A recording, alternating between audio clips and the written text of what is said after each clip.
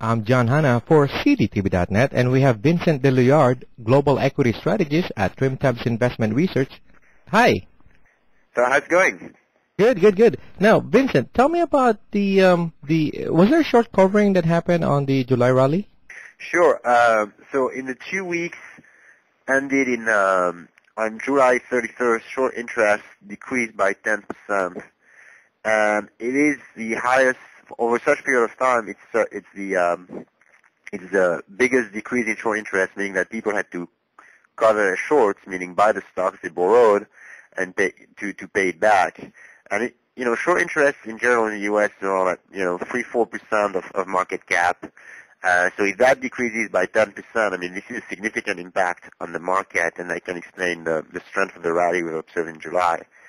Of course, if we look forward, this is not a sustainable source of buying. I mean, once people got squeezed in their short positions, they're out. But it's not a very sustainable source of buying. So, and historically, short traders are wrong on average. So, meaning when they go short, the market goes up, and when they cover, the market goes down in the following months. So that's a rather bad sign. Based on those numbers, you think it's bearish? Yeah, I think it's bearish to see that people are covering their shorts because it's when a lot of this is basically what Warren Buffett said. I mean, you should be greedy when everybody's fearful, and fearful when everybody else is greedy. So when people cover their shorts, they're greedy, and it means there's very little fear left. So as a value-oriented investor or as a smart investor, you might want to be a bit cautious and say, oh, hold on, maybe this is going too fast, too far, and maybe raise some cash. Well, what's the overall sentiment right now? Is it bullish or bearish? It really depends on what type of investors you are talking about. I mean, if we look at retail investors, it's rather bullish. We're seeing strong inflows into equity funds. We estimate around $15 billion went into equity funds in August. And that would be the highest since May 2009. And especially lately with the 6-day rally for the Dow, I mean, we're seeing steady inflows.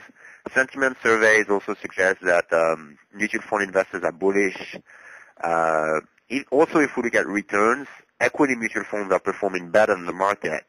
And this is actually rare because over time, many academic studies have shown that mutual funds underperform the market because of trading fees and other costs. But now they're beating the market, which suggests that actually they probably use leverage or they're buying the most cyclical companies. So they're showing a little bit of greed, which, might not be a good sign. On the other hand, if you look at the smarter money, what we think is the smarter money, which is hedge funds, we're seeing a lot of caution. We're still observing outflows from hedge funds even in July, and sentiment surveys of hedge fund managers suggest that most managers expect the market to drop in August. So they are bearish on the hedge fund side. They are bearish on the retail investor side. They are bullish. That's absolutely correct. And just intuitively, I think investors should ask themselves a question: where do I want? With who do I want to stand? Do I want to be with hedge funds manager who over time make money, or retail investors who are not always the smartest investors on earth? I mean, they bought super heavily during the 2000 bubble and they got killed.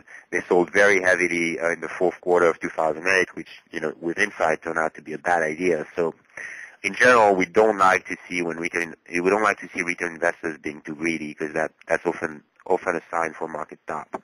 That's Vincent Deluard, Global Equity Strategist at TrimTabs Investment Research, and I'm John Hanna for CDTV.net.